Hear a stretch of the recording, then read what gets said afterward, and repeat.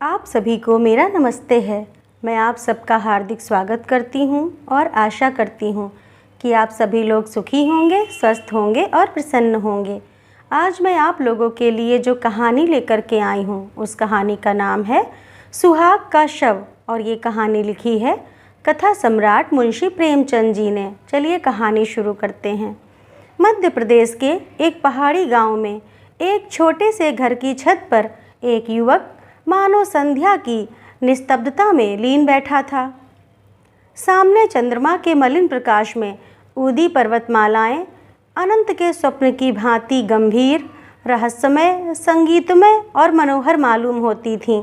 उन पहाड़ियों के नीचे जलधारा की एक रौप्य रेखा ऐसी मालूम होती थी मानो उन पर्वतों का समस्त संगीत, समस्त गांभीर्य, संपूर्ण रहस्य इसी उज्जवल प्रवाह में लीन हो गया हो। युवक की वेशभूषा से प्रकट होता था कि उसकी दशा बहुत संपन्न नहीं है। हाँ, उसके मुख से तेज और मनस्विता झलक रही थी। उसकी आंखों पर ऐनक ना थी, ना मूछें मुड़ी हुई थी, ना बाल संवारे हुए थे, कलाई पर घड़ी नहीं थी, यहाँ तक कि कोट के जेब में फाउंटेन पेन भी ना था। या तो वह सिद्धांतों का प्रेमी था या आडंबरों का शत्रु। युवक विचारों में मौन उसी पर्वतमाला की ओर देख रहा था कि सहसा बादल की गरज से भयंकर ध्वनि सुनाई दी। नदी का मधुर गान उस भीषण नाद में डूब गया। ऐसा मालूम हुआ मानो उस भयंकर नाद ने पर्वतों को भी हिला दिया है, मानो पर्वतों में कोई घोर संग्राम छिड़ गया है। यह रेलगाड़ी थी जो नदी पर बने हुए पुल से चली आ रही थी। एक युवती कमरे से निकलकर छत पर आई और बोली, आज अभी से गाड़ी आ गई, इसे भी आज ही बैर निभाना था। युवक ने युवती का हाथ पकड़कर कहा, प्रिय, मेरा जी चाहता है कहीं ना जाऊं। मैंने निश्चय कर लिया है। मैंने तुम्हारी खातिर से हामी भर ली थी, पर अब जाने की इच्छा नहीं होती। 3 साल कैसे कटेंगे? युवती ने कातर स्वर में कहा, 3 साल के वियोग के बाद फिर तो जीवन पर्यंत कोई बाधा ना खड़ी होगी। एक बार जो निश्चय कर लिया है उसे पूरा ही कर डालो। अनंत सुख की आशा में मैं सारे कष्ट झेल लूँगी। यह कहते हुए युवती जलपान लाने के बहाने से फिर भीतर चली गई। आंसुओं का आवेग उसके काबू से बाहर हो गया। इन दोनों प्राणियों के वैवाहिक जीवन की यह पहली ही वर्षगांठ थी। युवक बम्बई विश्वविद्यालय से MA की उपाधि लेकर नागपुर के एक कॉलेज में अध्यापक था। नवीन युग की नई नई वैवाहिक और सामाजिक क्रांतियों ने उसे लेश मात्र भी विचलित न किया था। पुरानी प्रथाओं से ऐसी प्रगाढ़ ममता कदाचित वृद्धजनों को भी कम होगी। प्रोफेसर हो जाने के बाद उसके माता पिता ने इस बालिका से उसका विवाह कर दिया था। प्रथानुसार ही उस आँख मिचौली के खेल में उन्हें प्रेम का रत्न मिल गया।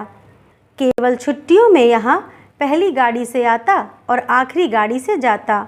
ये 2-4 दिन मीठे स्वप्न के समान कट जाते थे। दोनों बालकों की भांति रो रो कर विदा होते। इसी कोठे पर खड़ी होकर वह उसको देखा करती जब तक निर्दयी पहाड़ियाँ उसे आड़ में ना कर लेती। पर अभी साल भी ना गुजरने पाया था कि वियोग ने अपना षड्यंत्र रचना शुरू कर दिया। केशव को विदेश जाकर शिक्षा पूरी करने के लिए एक वृत्ति मिल गई। मित्रों ने बधाइयाँ दी। किसके ऐसे भाग्य हैं जिसे बिना मांगे सौभाग्य निर्माण का ऐसा अवसर प्राप्त हो। केशव बहुत प्रसन्न था। वह इसी दुविधा में पड़ा हुआ घर आया। माता पिता और अन्य संबंधियों ने इस यात्रा का घोर विरोध किया।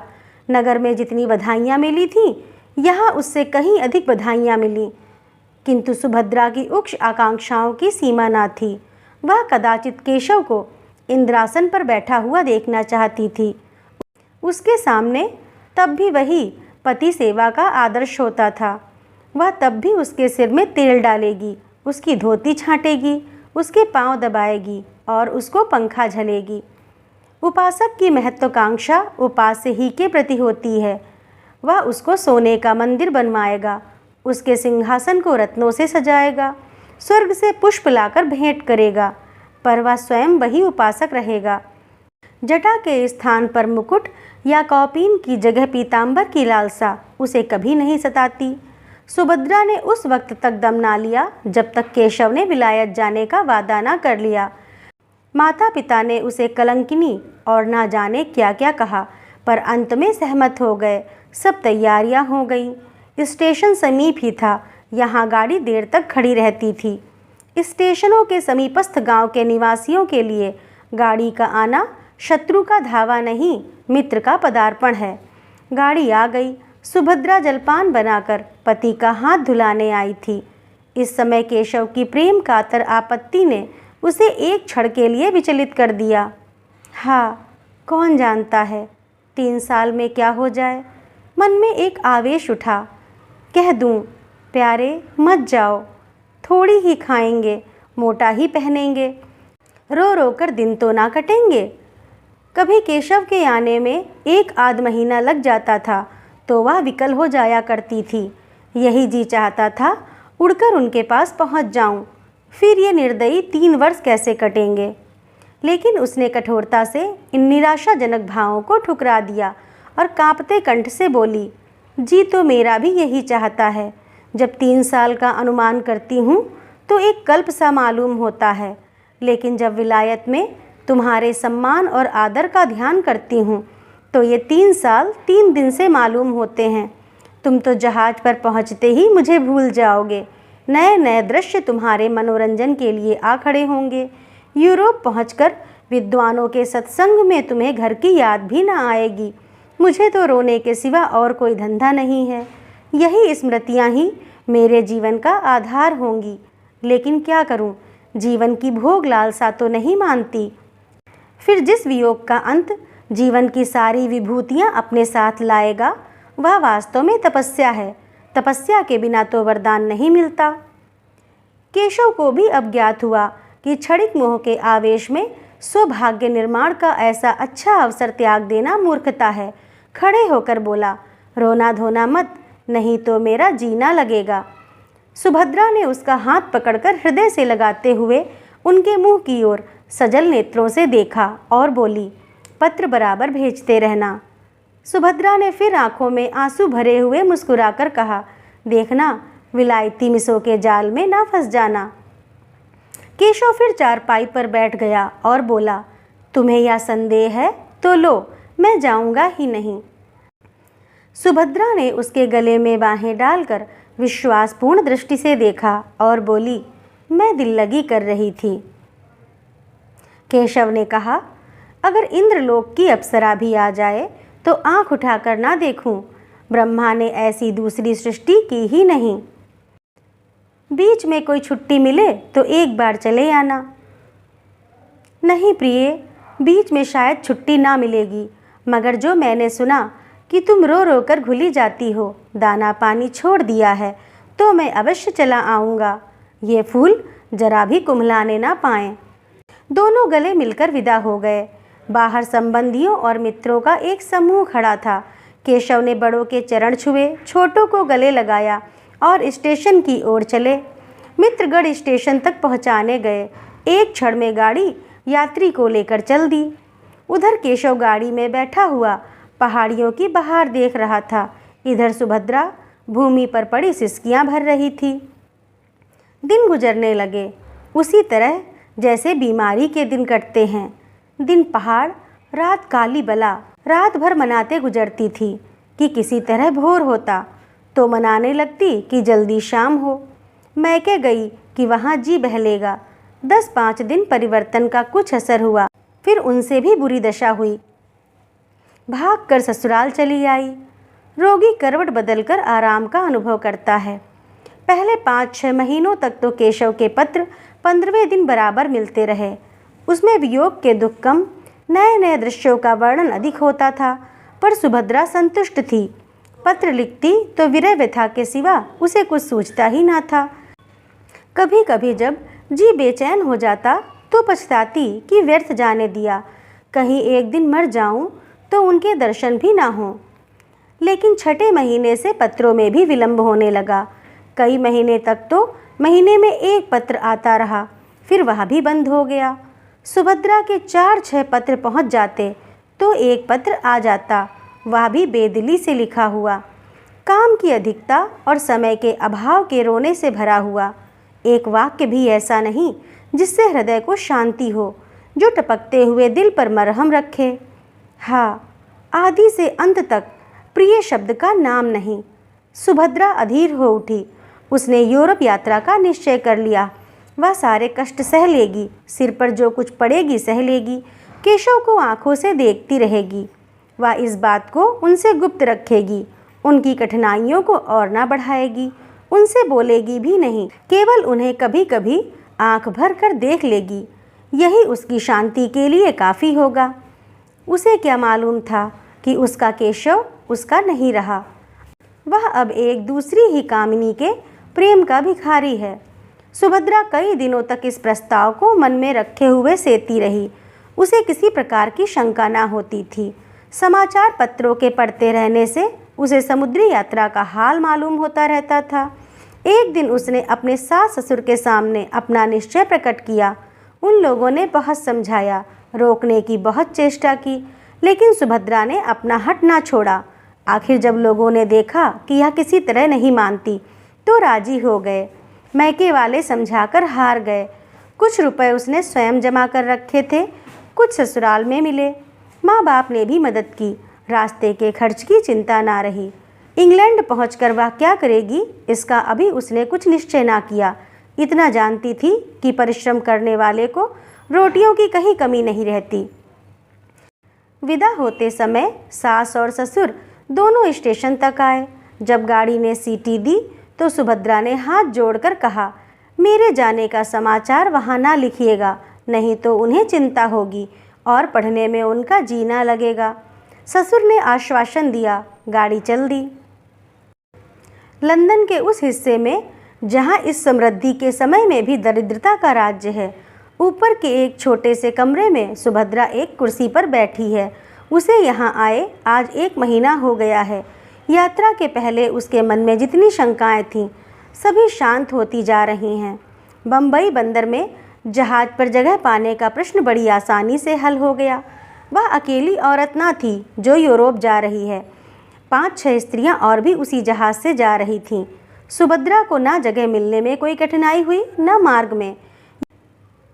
यहाँ पहुंचकर और स्त्रियों से संग छूट गया। कोई किसी विद्यालय में चली गई, 2-3 अपने पतियों के पास चली गईं, जो यहाँ पहले आ गए थे। सुभद्रा ने इस मोहल्ले में एक कमरा ले लिया।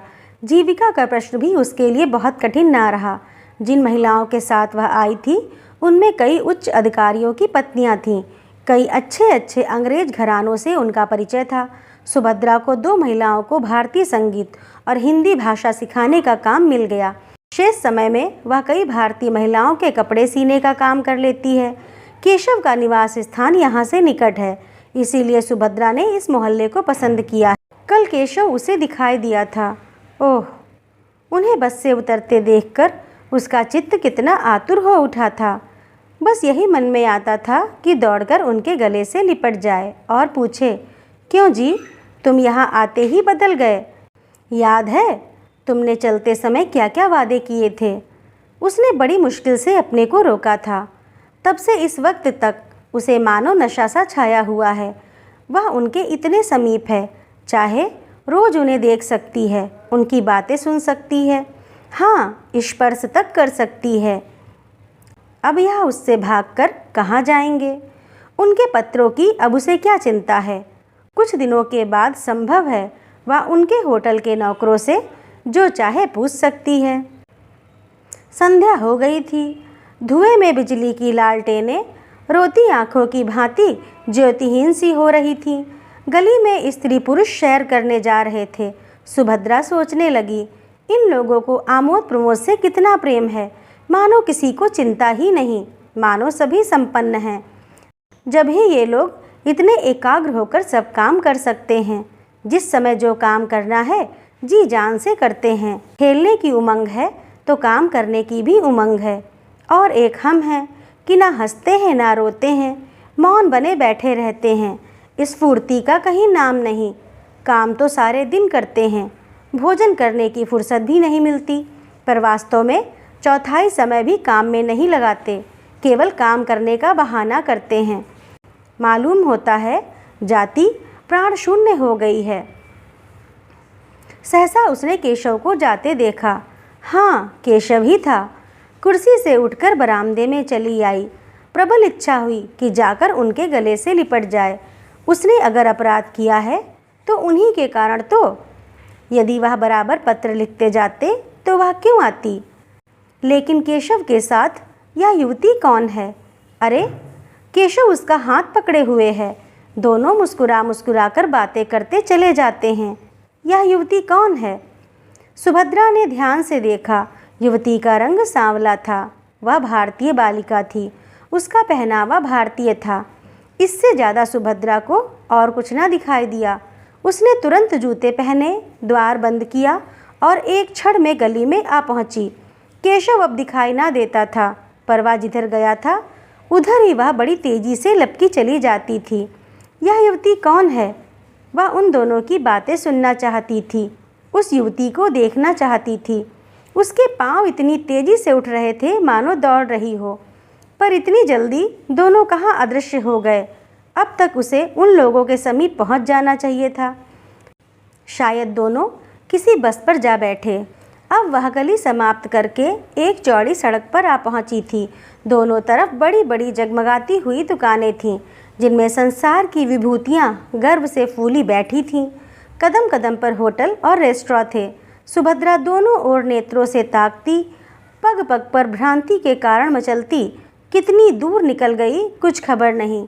फिर उसने सोचा, यूँ कहाँ तक चली जाऊंगी? कौन जाने किधर गए। चलकर फिर अपने बरामदे में देखूं। आखिर इधर से गए हैं तो इधर से लौटेंगे भी।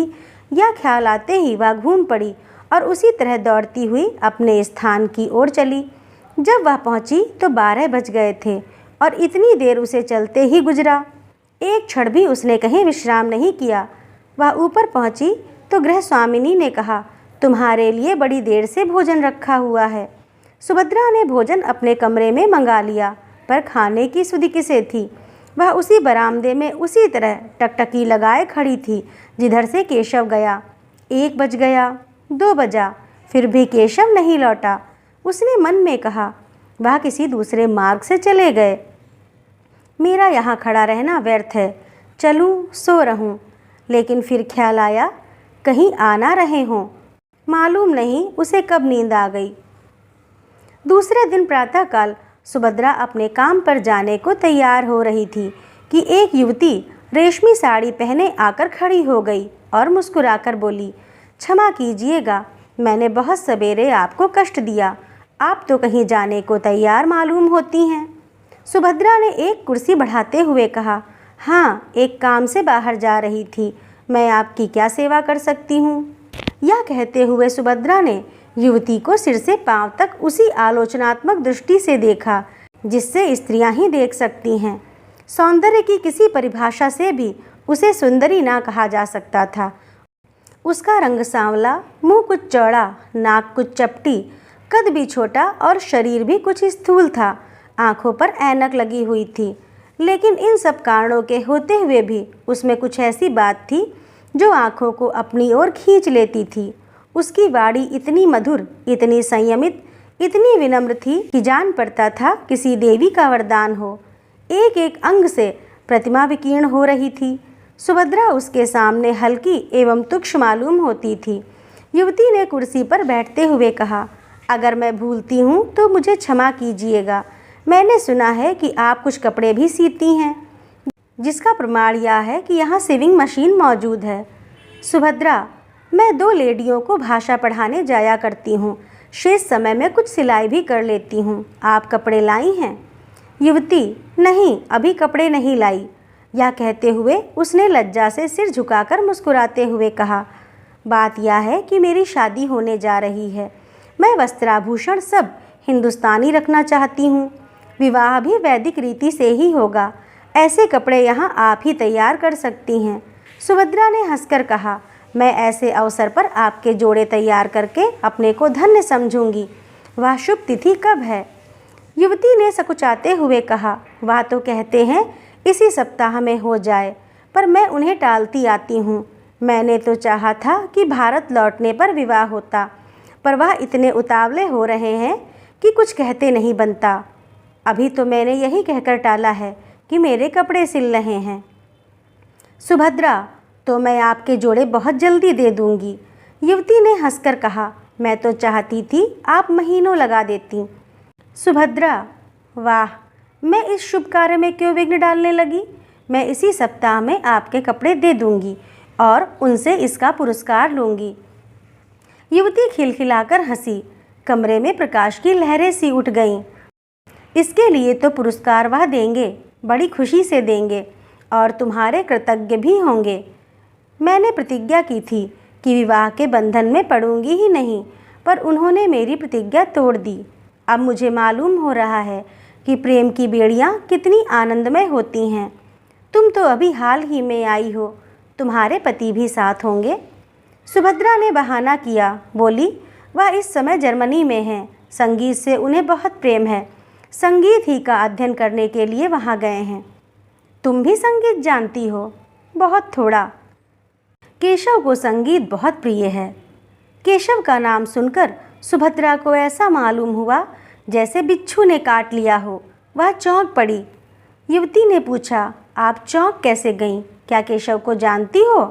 सुभद्रा ने बात बनाकर कहा, नहीं, मैंने यह नाम कभी नहीं सुना। वह यहाँ क्या करते हैं? सुभद्रा का ख्याल आया, क्या केशव किसी दूसरे आदमी का नाम नहीं हो सकता?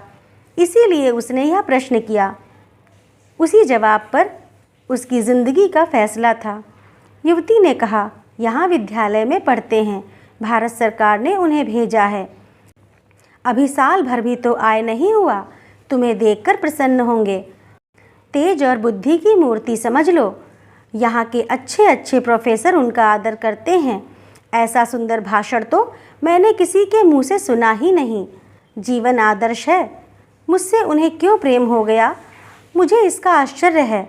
मुझ में ना रूप है ना लावण्य, ये मेरा सौभाग्य है। तो मैं शाम को कपड़े लेकर आऊँगी। सुभद्रा ने मन में उठते हुए वेग को संभाल कर कहा, अच्छी बात है। जब युवती चली गई तो सुभद्रा फूट फूट कर रोने लगी। ऐसा जान पड़ता था मानो देह में रक्त ही नहीं, मानो प्राण निकल गए हैं। वह कितनी निसहाय, कितनी दुर्बल है, इसका आज अनुभव हुआ। ऐसा मालूम हुआ मानो संसार में उसका कोई नहीं है। अब उसका जीवन व्यर्थ है। उसके लिए अब जीवन में रोने के सिवा और क्या है। उसकी सारी ज्ञानेंद्रियां शिथिल सी हो गई थीं, मानो वह किसी ऊंचे वृक्ष से गिर पड़ी हो। हाँ, यह उसके प्रेम और भक्ति का पुरस्कार है। उसने कितना आग्रह करके केशव को यहाँ भेजा था, इसीलिए कि यहाँ आते ही उसका सर्वनाश कर दें। पुरानी बातें याद आने लगीं। केशव की वह प्रेमातुर आँखें सामने आ गईं। वह सरल सहज मूर्ति आँखों के सामने नाचने लगी। उसका जरा सिर धमकता था तो केशव कितना व्याकुल हो जाता था। एक बार जब उसे फसली बुखार आ गया था तो केशव घबराकर 15 दिन की छुट्टी लेकर घर आ गया था और उसके सिरहाने बैठा रात भर पंखा झलता रहा था। वही केशव अब इतनी जल्दी उससे ऊब उठा। उसके लिए सुभद्रा ने कौन सी बात उठा रखी। वह तो उसी को अपना प्राणाधार, अपना जीवन धन, अपना सर्वस्व समझती थी। नहीं नहीं, केशव का दोष नहीं, सारा दोष इसी का है। इसी ने अपनी मधुर बातों से उन्हें वशीभूत कर लिया है। इसकी विद्या बुद्धि और वाक्पटुता ही ने उनके हृदय पर विजय पाई है। हाय, उसने कितनी बार केशव से कहा था, मुझे भी पढ़ाया करो, लेकिन उन्होंने हमेशा यही जवाब दिया, तुम जैसी हो मुझे वैसी ही पसंद हो। मैं तुम्हारी स्वाभाविक सरलता को पढ़ा पढ़ा कर मिटाना नहीं चाहता। केशव ने उसके साथ कितना बड़ा अन्याय किया है, लेकिन यह उनका दोष नहीं, यह इसी यौवन मत वाली छोकरी की माया है। सुभद्रा को इस ईर्ष्या और दुख के आवेश में अपने काम पर जाने की सुध ना रही। वह कमरे में इस तरह टहलने लगी जैसे किसी ने ज़बरदस्ती उसे बंद कर दिया हो। कभी दोनों मुट्ठियां बंध जाती, कभी दांत पीसने लगती, कभी ओंठ काटती। उन्माद की सी दशा हो गई। आँखों में भी एक तीव्र ज्वाला चमक उठी। ज्यों-ज्यों केशव के इस निष्ठुर आघात को सोचती, उन कष्टों को याद करती जो उसने उसके लिए झेले थे, उसका चित्त प्रतिकार के लिए विकल होता जाता था। अगर कोई बात हुई होती, आपस में कुछ मनोमालिन्य का लेश भी होता, तो उसे इतना दुख ना होता, या तो उसे ऐसा मालूम होता था कि मानो कोई हंसते हंसते अचानक गले पर चढ़ बैठे। अगर वह उनके योग्य नहीं थी तो उन्होंने उससे विवाह ही क्यों किया था? विवाह करने के बाद भी उसे क्यों ना ठुकरा दिया था? क्यों प्रेम का बीज बोया था? और आज जब वह बीज पल्लवों से लहराने लगा, उसकी जड़ें उसके अंतस्थल के एक एक अणु में प्रविष्ट हो गईं। उसका रक्त, उसका सारा उत्सर्ग वृक्ष को सींचने और पालने में प्रवृत्त हो गया, तो वह आज उसे उखाड़कर फेंक देना चाहते हैं। क्या हृदय के टुकड़े टुकड़े हुए बिना वृक्ष उखड़ जाएगा? सहसा उसे एक बात याद आ गई। हिंसात्मक संतोष से उसका उत्तेजित मुखमंडल और भी कठोर हो गया। केशव ने अपने पहले विवाह की बात इस युवती से गुप्त रखी होगी। सुभद्रा इसका भंडा फोड़ करके केशव के सारे मंसूबों को धूल में मिला देगी। उसे अपने ऊपर क्रोध आया कि युवती का पता क्यों ना पूछ लिया। उसे एक पत्र लिखकर केशव की नीचता, स्वार्थपरता और कायरता की कलई खोल देती। उसके पांडित्य, प्रतिभा और प्रतिष्ठा को धूल में मिला देती। खैर, संध्या समय तो वह कपड़े लेकर आएगी ही। उस समय उससे सारा कच्चा चिट्ठा बयान कर दूंगी। सुभद्रा दिन भर युवती का इंतजार करती रही। कभी बरामदे में आकर इधर उधर निगाह दौड़ाती, कभी सड़क पर देखती, पर उसका कहीं पता ना था। मन में झुंझलाती थी कि उसने क्यों उसी वक्त सारा वृतांत ना कह सुनाया। केशव का पता उसे मालूम था। उस मकान और गली का नंबर तक याद था जहाँ से वह उसे पत्र लिखा करता था। ज्यों-ज्यों दिन ढलने लगा और युवती के आने में विलंब होने लगा, उसके मन में एक तरंग सी उठने लगी कि जाकर केशव को फटकारे, उसका सारा नशा उतार दे। कहे, तुम इतने भयंकर हिंसक हो, इतने महान धूर्त हो, या मुझे मालूम ना था। तुम यही विद्या सीखने यहाँ आए थे? तुम्हारे पांडित्य का यही फल है? तुम एक अबला को, जिसने तुम्हारे ऊपर अपना सर्वस्व अर्पण कर दिया, यूँ छल सकते हो? तुम में क्या मनुष्यता नाम की भी चीज़ नहीं रह गई? आखिर तुमने मेरे लिए क्या सोचा है? मैं सारी जिंदगी तुम्हारे नाम को रोती रहूं? लेकिन अभिमान हर बार उसके पैरों को रोक लेता। नहीं, जिसने उसके साथ ऐसा कपट किया है, उसका इतना अपमान किया है, उसके पास वह ना जाएगी। वह उसे देखकर अपने आंसुओं को रोक सकेगी या नहीं, इसमें उसे संदेह था। और केशव के सामने वह रोना नहीं चाहती थी। अगर केशव उससे घृणा करता है तो वह भी केशव से घृणा करेगी। संध्या भी हो गई पर युवती ना आई। बत्तियां भी जलीं पर उसका पता नहीं। एकाएक उसे अपने कमरे के द्वार पर किसी के आने की आहट मालूम हुई। वह कूदकर बाहर निकल आई। युवती कपड़ों का एक पुलिंदा लिए सामने खड़ी थी। सुभद्रा को देखते ही बोली, क्षमा करना, मुझे आने में देर हो गई। बात यह है कि केशव को किसी बड़े ज़रूरी काम से जर्मनी जाना है। वहाँ उन्हें 1 महीने से ज़्यादा लग जाएगा। वह चाहते हैं कि मैं भी उनके साथ चलूँ। मुझसे उन्हें अपनी थीसिस लिखने में बड़ी सहायता मिलेगी। बर्लिन के पुस्तकालय को छानना पड़ेगा। मैंने भी स्वीकार कर लिया है। केशव की इच्छा है कि जर्मनी जाने के पहले हमारा विवाह हो जाए। कल संध्या समय संस्कार हो जाएगा। अब ये कपड़े मुझे आप जर्मनी से लौटने पर दीजिएगा। विवाह के अवसर पर हम मामूली कपड़े पहन लेंगे। और क्या करती? इसके सिवा कोई उपाय ना था। केशव का जर्मन जाना अनिवार्य है। सुभद्रा ने कपड़ों को मेज पर रखकर कहा, आपको धोखा दिया गया है। युवती ने घबराकर पूछा, धोखा? कैसा धोखा? मैं बिल्कुल नहीं समझती। तुम्हारा मतलब क्या है? सुभद्रा ने संकोच के आवरण को हटाने की चेष्टा करते हुए कहा, केशव तुम्हें धोखा देकर तुमसे विवाह करना चाहता है। केशव ऐसा आदमी नहीं है जो किसी को धोखा दे। क्या तुम केशव को जानती हो? केशव ने तुमसे अपने विषय में सब कुछ कह दिया है। सब कुछ? मेरा तो यही विचार है कि उन्होंने एक बात भी नहीं छिपाई है। तुम्हें मालूम है कि उसका विवाह हो चुका है? युवती की मुख ज्योति कुछ मलिन पड़ गई। उसकी गर्दन लज्जा से झुक गई। अटक अटक कर बोली, हाँ, उन्होंने मुझसे यह बात कही थी। सुभद्रा परास्त हो गई। घृणासूचक नेत्रों से देखते हुए बोली, यह जानते हुए भी तुम केशव से विवाह करने पर तैयार हो? युवती ने अभिमान से देखकर कहा, तुमने केशव को देखा है? नहीं, मैंने उन्हें कभी नहीं देखा। फिर तुम उन्हें कैसे जानती हो? मेरे एक मित्र ने मुझसे यह बात कही है, वह केशव को जानता है। अगर तुम एक बार केशव को देख लेती, एक बार उससे बातें कर लेती, तो मुझसे यह प्रश्न ना करती। एक नहीं, अगर उन्होंने 100 विवाह किए होते तो मैं इनकार ना करती। उन्हें देखकर मैं अपने को बिल्कुल भूल जाती हूँ। अगर उनसे विवाह ना करूँ तो फिर मुझे जीवन भर अविवाहित ही रहना पड़ेगा। जिस समय वह मुझसे बातें करने लगते हैं, मुझे ऐसा अनुभव होता है कि मेरी आत्मा पुष्प की भांति खिली जा रही है। मैं उसमें प्रकाश और विकास का प्रत्यक्ष अनुभव करती हूँ। दुनिया चाहे जितना हंसे, चाहे जितनी निंदा करे, मैं केशव को अब नहीं छोड़ सकती। उनका विवाह हो चुका है, वह सत्य है, पर उस स्त्री से उनका मन कभी नहीं मिला। यथार्थ में उनका विवाह अभी हुआ ही नहीं। वह कोई साधारण अर्धशिक्षिता बालिका है। तुम ही सोचो, केशव जैसा विद्वान, उदार चेतता, मनस्वी पुरुष ऐसी बालिका के साथ कैसे प्रसन्न रह सकता है? तुम्हें कल मेरे विवाह में चलना पड़ेगा। सुभद्रा का चेहरा तमतमाया जा रहा था। केशव ने उसे इतने काले रंगों में रंगा है, यह सोचकर उसका रक्त खौल रहा था। जी में आता था इसी क्षण इसको दुत्कार दूं, लेकिन उसके मन में कुछ और ही मंसूबे पैदा होने लगे थे।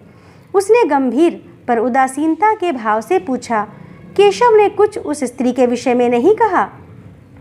युवती ने तत्परता से कहा, घर पहुंचने पर वह उससे केवल यही कह देंगे कि हम और तुम अब स्त्री और पुरुष नहीं रह सकते। उसके भरण पोषण का वह उसके इच्छानुसार प्रबंध कर देंगे। इसके सिवा वह और क्या कर सकते हैं?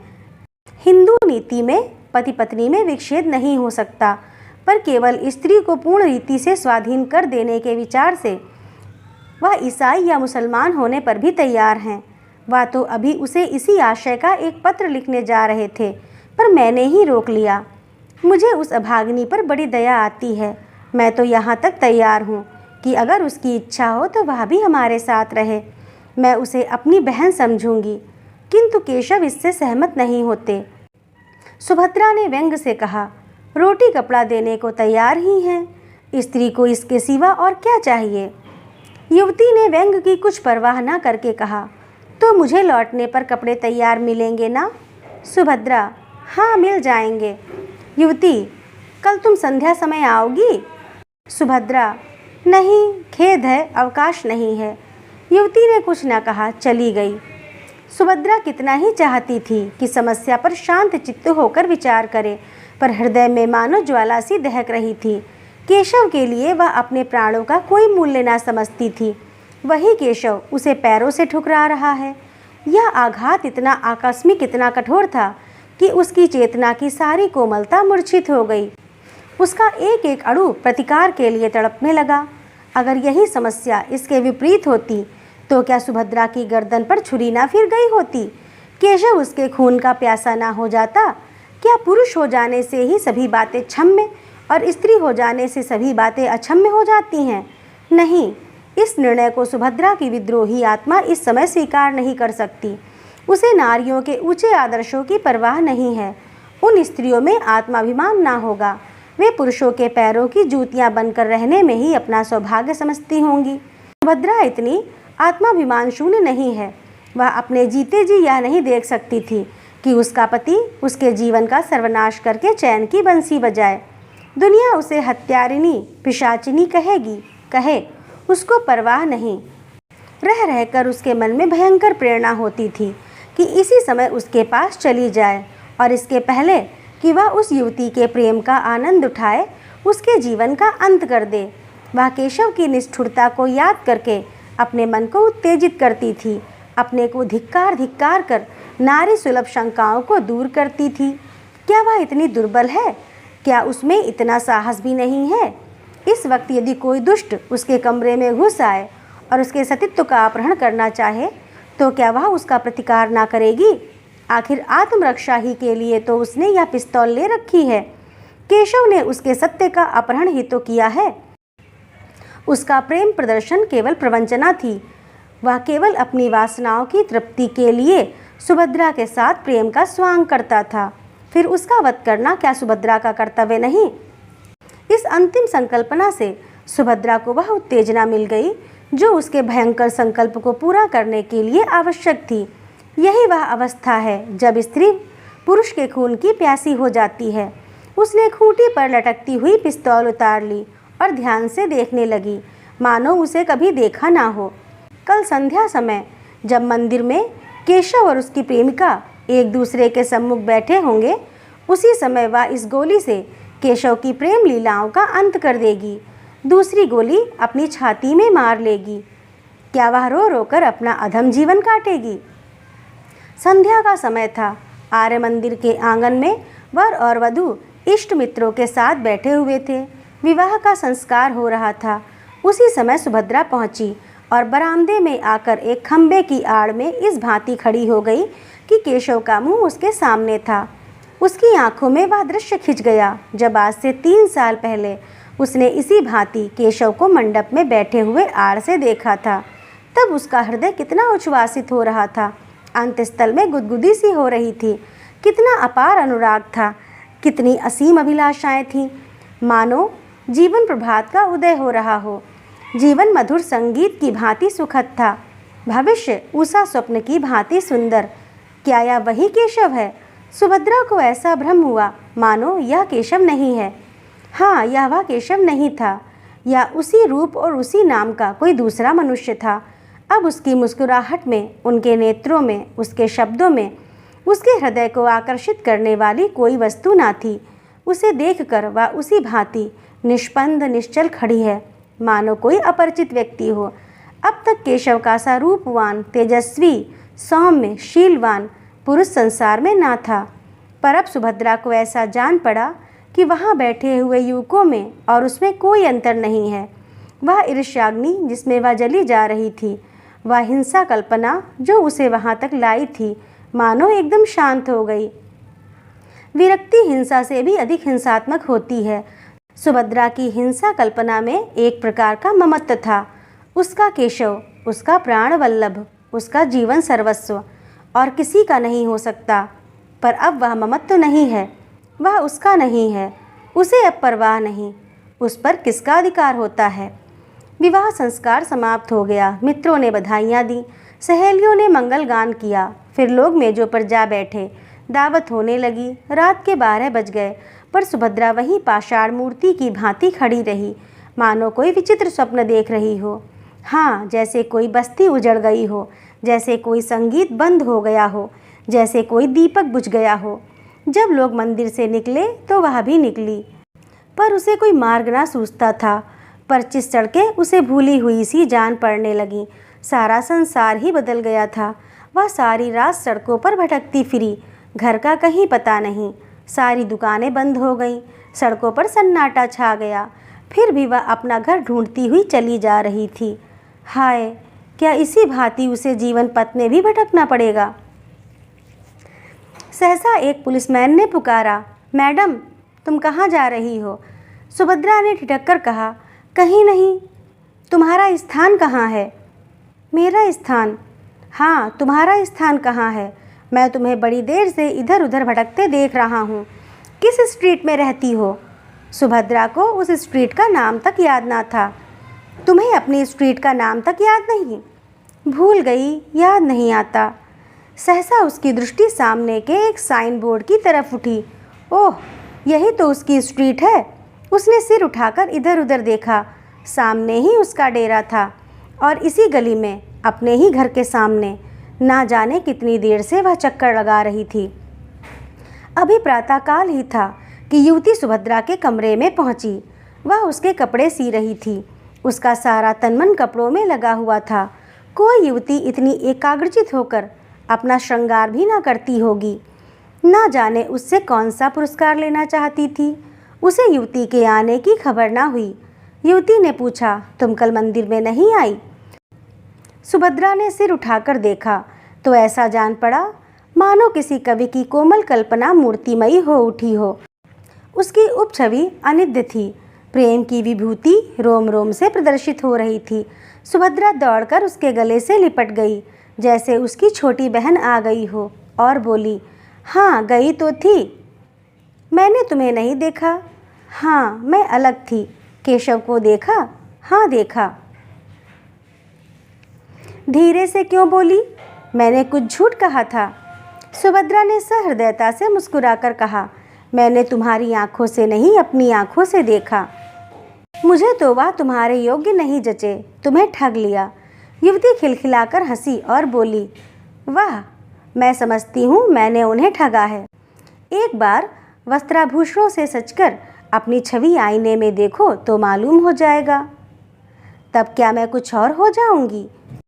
अपने कमरे से फर्श, तस्वीरें, हांडियाँ, गमले आदि निकाल कर देख लो, कमरे की शोभा वही रहती है। युवती ने सिर हिलाकर कहा, ठीक कहती हो, लेकिन आभूषण कहाँ से लाऊं? ना जाने अभी कितने दिनों में बनने की नौबत आए। मैं तुम्हें अपने गहने पहना दूंगी।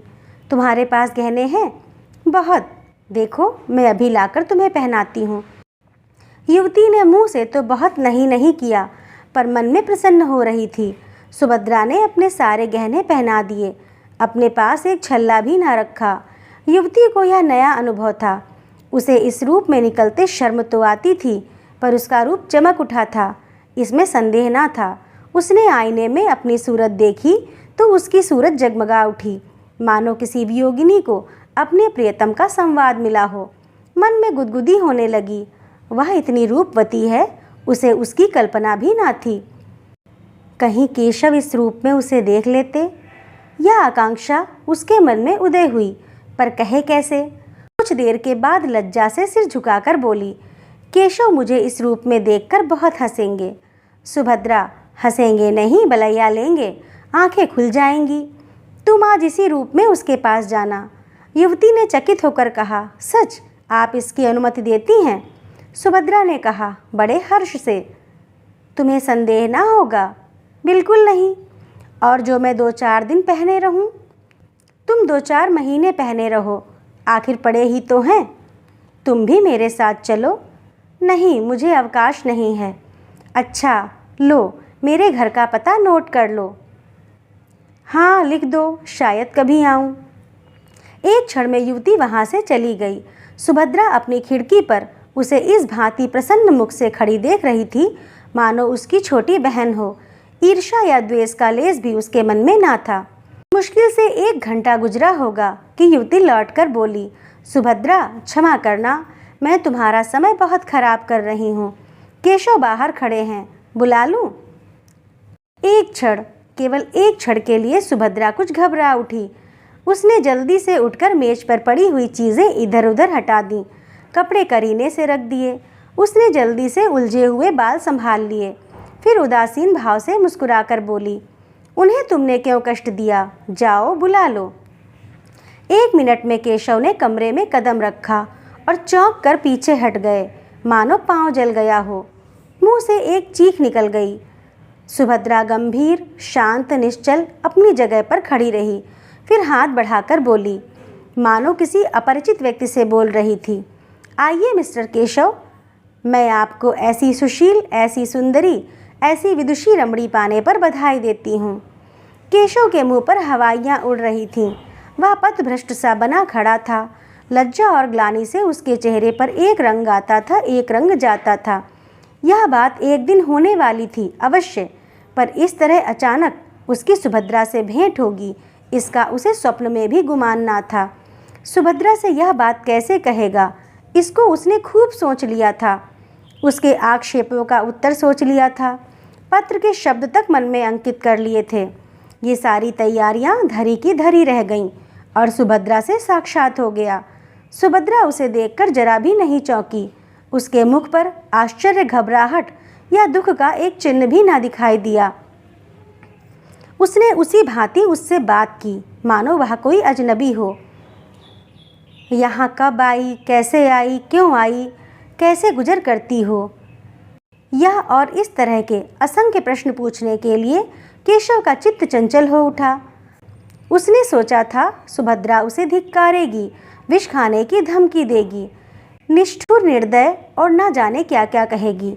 इन सब आपदाओं के लिए वह तैयार था, पर इस आकस्मिक मिलन, इस गर्वयुक्त उपेक्षा के लिए वह तैयार न था। वह प्रेम व्रत धारिणी सुभद्रा इतनी कठोर, इतनी हृदय शून्य हो गई है। अवश्य ही इसे सारी बातें पहले ही मालूम हो चुकी हैं। सबसे तीव्र आघात यह था कि इसने अपने सारे आभूषण इतनी उदारता से दे डाले, और कौन जाने वापस भी ना लेना चाहती हो। वह परास्त और अप्रतिम होकर एक कुर्सी पर बैठ गया। उत्तर में एक शब्द भी उसके मुख से ना निकला। युवती ने कृतज्ञता का भाव प्रकट करके कहा, इनके पति इस समय जर्मनी में हैं। केशव ने आंखें फाड़कर देखा पर कुछ बोल ना सका। युवती ने फिर कहा, बेचारी संगीत के पाठ पढ़ाकर और कुछ कपड़े सीकर अपना निर्वाह करती है। वह महाशय यहाँ आ जाते तो उन्हें उनके सौभाग्य पर बधाई देती। केशव इस पर भी कुछ ना बोल सका, पर सुभद्रा ने मुस्कुराकर कहा, वह मुझसे रूठे हुए हैं, बधाई पाकर और भी झल्लाते।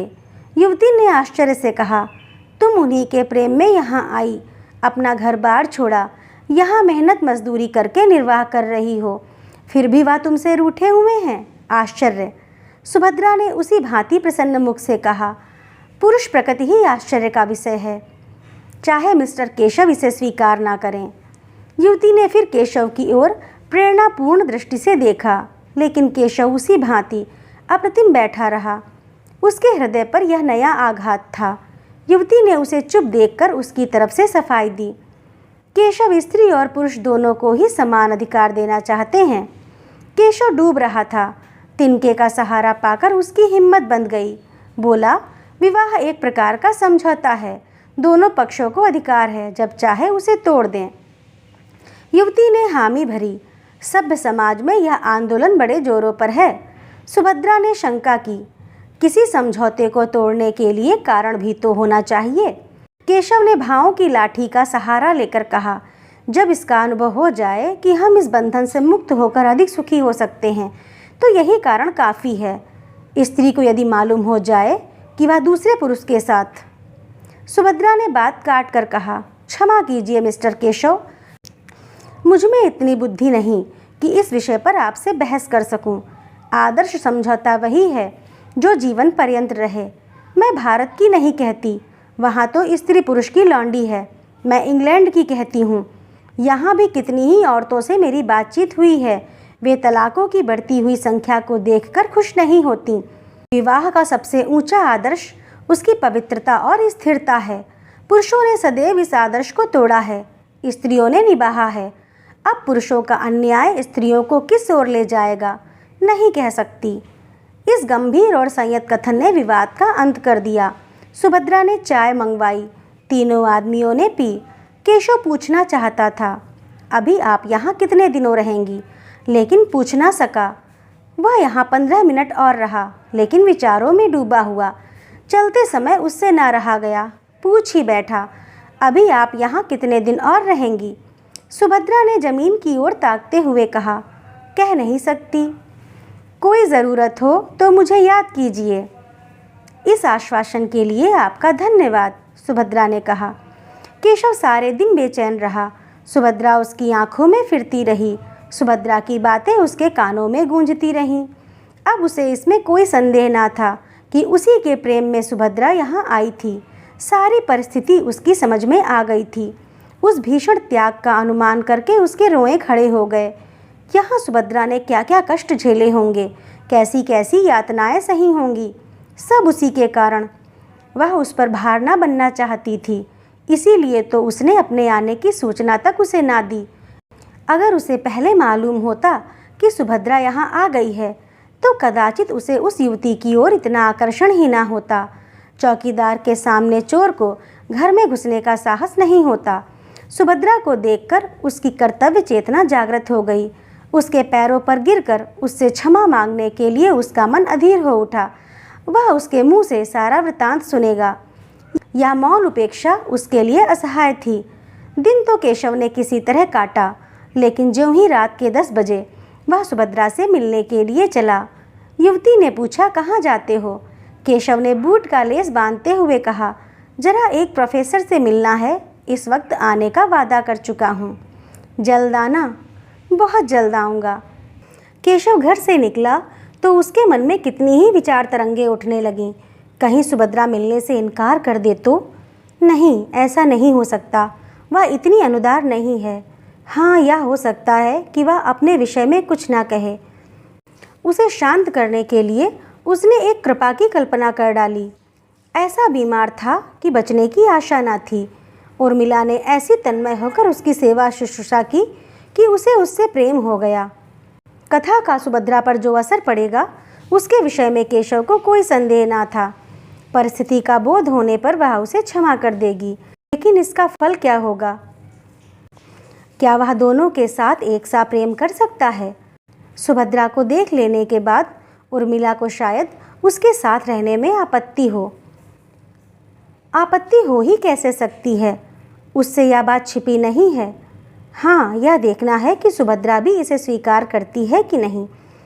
उसने जिस उपेक्षा का परिचय दिया है उसे देखते हुए तो उसके मन में संदेह ही जान पड़ता है। मगर वह उसे मनाएगा, उसकी विनती करेगा, उसके पैरों पड़ेगा और अंत में उसे मनाकर ही छोड़ेगा। सुभद्रा से प्रेम और अनुराग का नया प्रमाण पाकर वह मानो एक कठोर निद्रा से जाग उठा था। उसे अब अनुभव हो रहा था कि सुभद्रा के लिए उसके हृदय में जो स्थान था वह खाली पड़ा हुआ है। उर्मिला उस स्थान पर अपना आधिपत्य नहीं जमा सकती। अब उसे ज्ञात हुआ कि उर्मिला के प्रति उसका प्रेम केवल वह तृष्णा थी जो स्वाद युक्त पदार्थों को देखकर ही उत्पन्न होती है। वह सच्ची क्षुधा न थी। अब फिर उसे सरल सामान्य भोजन की इच्छा हो रही थी। विलासिनी उर्मिला कभी इतना त्याग कर सकती थी, इसमें उसे संदेह था। सुभद्रा के घर के निकट पहुंचकर केशव का मन कुछ कातर होने लगा, लेकिन उसने जी कड़ा करके जीने पर कदम रखा और क्षण में सुभद्रा के द्वार पर पहुंचा। लेकिन कमरे का द्वार बंद था, अंदर भी प्रकाश ना था। अवश्य ही वह कहीं गई है, आती ही होगी। तब तक उसके बरामदे में टहलने का निश्चय किया। सहसा मालकिन आती हुई दिखाई दी। केशव ने बढ़कर पूछा, आप बता सकती हैं कि यह महिला कहाँ गई है? मालकिन ने उसे सिर से पांव तक देखकर कहा, वह तो आज यहाँ से चली गई। केशव ने हकबकाकर पूछा, चली गई? कहाँ चली गई? या तो मुझसे कुछ नहीं बताया। कब गई? वह तो दोपहर को ही चली गई। अपना असबाब लेकर गई? असबाब किसके लिए छोड़ जाती? हाँ, एक छोटा सा पैकेट अपनी एक सहेली के लिए छोड़ गई है। उस पर मिसेस केशव लिखा हुआ है। मुझसे कहा था कि यदि वह आ भी जाएं तो उन्हें दे देना, नहीं तो डाक से भेज देना। केशव को अपना हृदय इस तरह बैठता हुआ मालूम हुआ जैसे सूर्य का अस्त होना। एक गहरी सांस लेकर बोला, आप मुझे वह पैकेट दिखा सकती हैं? केशव मेरा ही नाम है। मालकिन ने मुस्कुराकर कहा, मिसेज केशव को कोई आपत्ति तो नहीं होगी? तो फिर मैं उन्हें बुला लाऊं? हाँ, उचित तो यही है। बहुत दूर जाना पड़ेगा। केशव कुछ ठिठकता हुआ जीने की ओर चला तो मालकिन ने फिर कहा, मैं समझती हूँ, आप इसे लिए ही जाइए, व्यर्थ आपको क्यों दौड़ाऊँ। मगर कल मेरे पास एक रसीद भेज दीजिएगा, शायद उसकी ज़रूरत पड़े। यह कहते हुए उसने एक छोटा सा पैकेट लाकर केशव को दे दिया। केशव पैकेट लेकर इस तरह भागा मानो कोई चोर भागा जा रहा हो। इस पैकेट में क्या है यह जानने के लिए उसका हृदय व्याकुल हो रहा था। उसे इतना विलंब असह्य था कि अपने स्थान पर जाकर उसे खोले। समीप ही एक पार्क था, वहां जाकर उसने बिजली के प्रकाश में उस पैकेट को खोल डाला। उस समय उसके हाथ कांप रहे थे और हृदय इतने वेग से धड़क रहा था मानो किसी बंधु की बीमारी का समाचार मिला हो। पैकेट का खुलना था कि केशव की आंखों से आंसुओं की झड़ी लग गई। उसमें एक पीले रंग की साड़ी थी, एक छोटी सी सिंदूर की डिबिया और एक केशव का फोटो। चित्र के साथ ही एक लिफाफा भी था। केशव ने उसे खोलकर पढ़ा। उसमें लिखा था, बहन मैं जाती हूँ, या मेरे सुहाग का शव है, इसे टेम्स नदी में विसर्जित कर देना। तुम्ही लोगों के हाथों यह संस्कार भी हो जाए तो अच्छा। तुम्हारी सुभद्रा। केशव मरमाहत सा पत्र हाथ में लिए वहीं घास पर लेट गया और फूट फूट कर रोने लगा। तो दोस्तों, कैसी लगी आप लोगों को यह कहानी? अगर अच्छी लगी हो तो लाइक करिए, शेयर करिए और ऐसी ही और कहानियों के लिए मेरे चैनल को सब्सक्राइब करिए। धन्यवाद।